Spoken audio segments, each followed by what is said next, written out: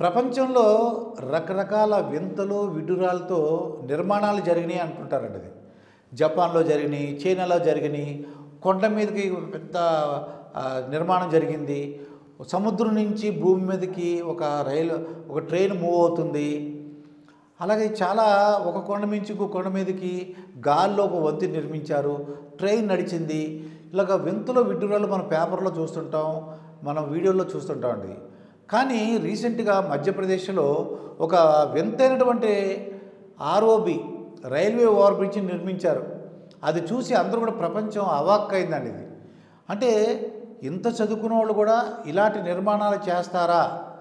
18 కోట్లతో ఒక railway over బ్రిడ్జిని మధ్యప్రదేశ్‌లో నిర్మించారు. ఇది ఎలా నిర్మించారు? ఒక వంపు ఉంటుంది. యాక్చువల్గా రైల్వే ఓవర్ బ్రిడ్జ్ ఎందుకు పెడతారు? ఎక్కువగా అంటే ప్రమాదాలు జరగబట్టి, లేదంటే ట్రాఫిక్లు ఎక్కువగా ఉందని, ఆ ట్రాఫిక్ నివారించడానికి, ప్రమాదాలు నివారించడానికి ఈ రైల్వే ఓవర్ బ్రిడ్జిని పెడుతుంటారండి. ఈ ట్రైన్ వచ్చిన సమయంలో ఈ ట్రాఫిక్ ఆగకూడదు. చాలామంది దూరి వెళ్తుంటారు, యాక్సిడెంట్లు జరుగుతుంటాయి.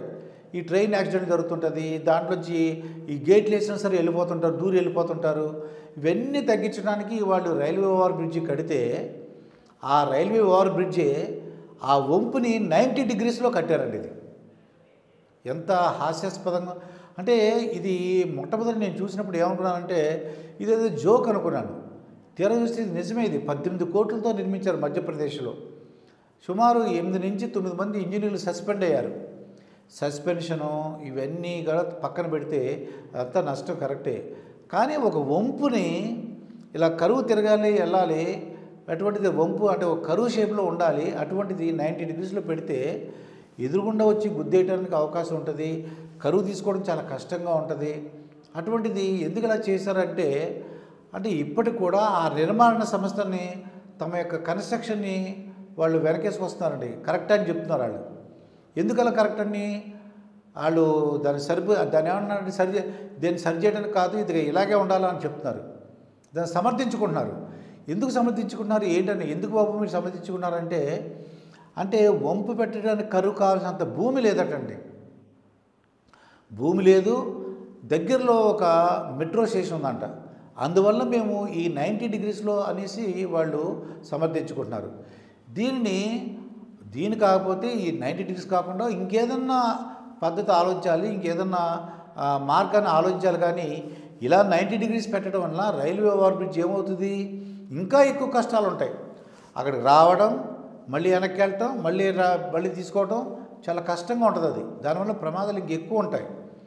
ఇది ఆలోచించకుండా మరి అద్భుతమైన కట్టడాలు దుబాయ్లో చూస్తుంటాము, చైనాలో చూసాము, లేదంటే జపాన్లో చూస్తుంటాం. ఇటువంటి వింతైన విడ్డూరం. మరి ఇటువంటి సంఘటనలు ప్రజల డబ్బుతో 18 కోట్లని వెచ్చించి అలాగా అన్యాయంగా దాన్ని ఏమంటారంటే వేస్ట్ చేశారు. దానివల్ల ఈ రైల్వే ఓవర్ బ్రిడ్జి వల్ల లాభం కంటే నష్టం ఎక్కువ ఉందని చెప్పేసి అందరూ కూడా అక్కడున్న ప్రతిపక్ష నాయకులు కానీ, లేదంటే లోకల్ పీపుల్ అందరూ కూడా చాలా ఆశ్చర్యపోయారు.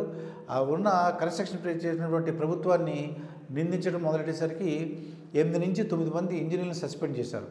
సస్పెన్షన్ పక్కన పెడితే ఇంక ఎప్పుడు కూడా ఇటువంటి పరిస్థితులు ఏదైనా ఇబ్బంది ఉన్నప్పుడు చెప్పి ఇంకో మార్గం ఆలోచించాలి. కానీ ఏదో కట్టేశాం కదా అని చెప్పేసి, రైల్వే ఓవర్ బ్రిడ్జ్ అడిగారు కదా అని చెప్పేసి కట్టేయడం, పనికి రాకుండా పోవడం చాలా చూస్తుంటాం. అలా జరగకుండా చూడవలసిన బాధ్యత ప్రభుత్వం పైన, అలాగే R&B road and building engineer పైన కూడా ఉంది.